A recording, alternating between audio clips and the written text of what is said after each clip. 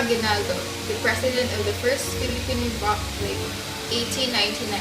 He started as a member of the Magdalo chapter of the Katipunan in Cavite, then was elected president of the revolutionary government at the Tejeros Convention on March 22, 1897, and later, the Aknabator Republic. They proclaimed Philippine independence in Kawit in June 12, 1898. His capture foreshadowed in the end of large-scale armed resistance to American rule. Manuel L. Quezon, the first Filipino president of the Commonwealth of the Philippines under American rule.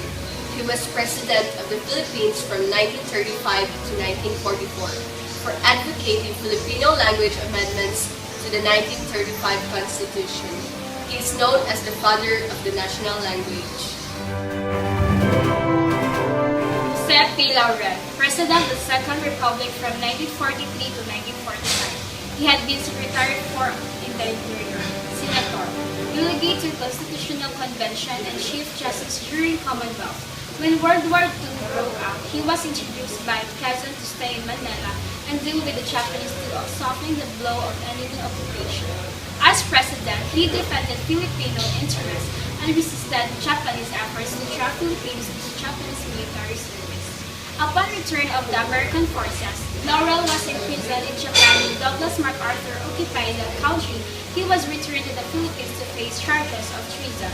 But these were dropped when President Rojas issued an amnesty proclamation.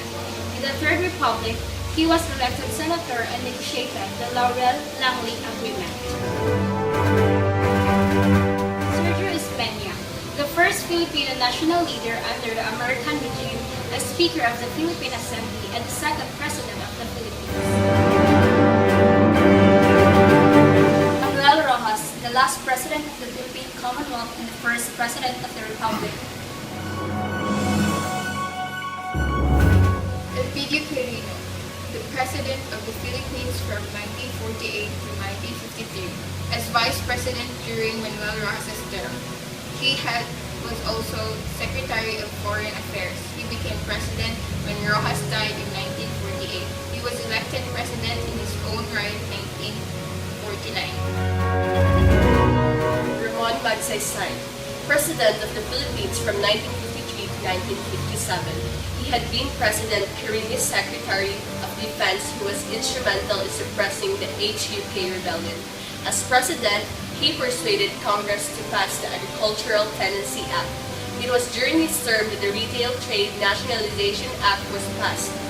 He secured revisions in the Bell Trade Act and was the President to revise the U.S. military-based agreement to bring it more in line with the Philippine interests. Carlos P. Garcia, President of the Philippines from 1957 to 1961, remembered for his Filipino First policy. He was among the founders of the Association for Southeast Asia, the precursor of the Association for Southeast Asian Nations. Diosdado Macapagal, President of the Republic of the Philippines from 1961 to 1965. He asked Congress to pass the Agricultural Land Reform Code, which abolished shared tenancy and installed a leasehold system in its place. It finally passed on August 8, 1963. This was a significant step toward resolving the agrarian problem. It was during his presidency that Independence Day was moved from July 4 to June 12, the date when General Aguinaldo proclaimed Philippine independence in Cavite. Ferdinand Marcos, President of the Philippines from 1965 to 1986, declared martial law on September 21, 1972. After the People Power Revolution in February 1986, he was ousted from power and placed in exile in Honolulu, Hawaii. President Juan Aquino, President of the Philippines from 1986 to Salvador Laurel as running mate, she led the opposition that overthrew the authoritarian government of Marcos, who went to exile after the successful People's Power Revolution of 1986. She first established a revolutionary government under the Freedom Constitution, later replaced by the Constitution of 1987, which served as the basis for the re-establishing democracy. Del V. Ramos, President of the Philippines from 1992 to 1997. As head of constabulary under President Marcos, he was instrumental in helping to design and implement martial law, together with General Ponce Enrile and Duran. He defected from government in 1986 and joined the People's Power Revolution that ousted Marcos from power. The presidency is remembered for better integrating the national economy in the global Joseph Estrada, President of the Philippines from 1998 to 2001. During his term in office, he was arrested and stood trial at the congressional impeachment hearing on charges of accepting bribes and corruption. While this trial was aborted when the senators voted 11 to 10 not to open incriminating evidence against him, he was ousted from power anyway as a peaceful People's Power Revolution arose and called for his resignation. Gloria Macapagal Arroyo, President of the Philippines from 2001 to 2010. She served as Vice President under President Estrada and became President when she was forced to step down for malfeasance through the People's Power Revolution. President Gloria Macapagal Arroyo confronted some of the same obstacle as did her father, President Diosdado Macapagal, when he tried to clean up corruption in government. Her government continues to enjoy political legitimacy in the face of opposition. Benigno Aquino III, President of the Philippines from 2010 to 2016, was elected to a 6-year term in May 2000.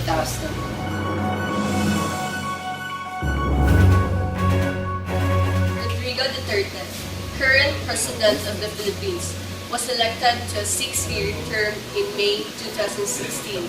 Took office on June 13, known by the nickname Igo, a lawyer and politician of Visayan descent from the southern island of Mindanao. The first 4 months of his term, President Duterte has made impressive progress in asserting Philippine sovereignty and dignity in the international arena, in aligning the country with Asian values instead of Hollywood-manufactured cultural norms, in the fight against drugs, in uplifting the status of indigenous peoples and of our Muslim brothers in the South, in putting an end to ENDO, in putting on notice corrupt government officials, and in securing fishing privileges for Filipinos in waters that China has been claiming as its own. He has also secured financial support from Japan and promises from Russia.